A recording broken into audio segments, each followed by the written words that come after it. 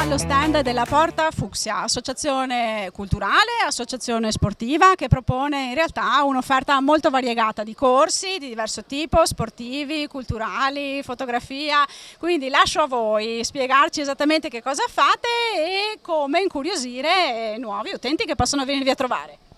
Allora, la Porta Fucsia nasce proprio come contenitore, appunto come abbiamo appena detto, quindi il contenitore ha tante sfaccettature. Per quanto riguarda appunto lo sport, facciamo flamenco da tantissimo tempo, ma abbiamo anche altri corsi come lo yoga che portiamo avanti, le danze orientali e il corso di danza relays.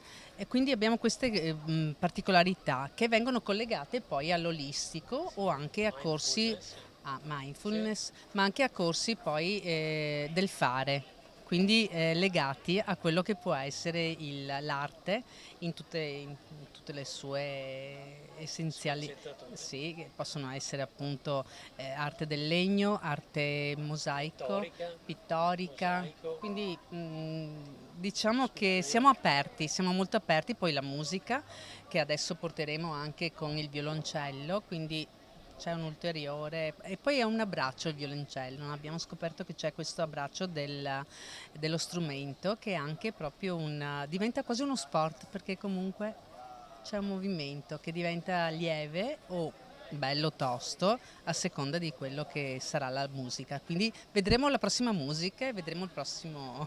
Perfetto, quindi Alla Porta Fucsia. alla Porta Fucsia, un'offerta completa, un'offerta a tutto tondo. Vi aspettiamo alla Porta Fucsia dove? In via Gismano 43 a Ceneda di Vittorio Veneto. Vedete una porta fucsia proprio, quindi non potete sbagliare. Non si può sbagliare, la Porta Fucsia vi aspetta con la sua grandissima offerta di ricche curiosità.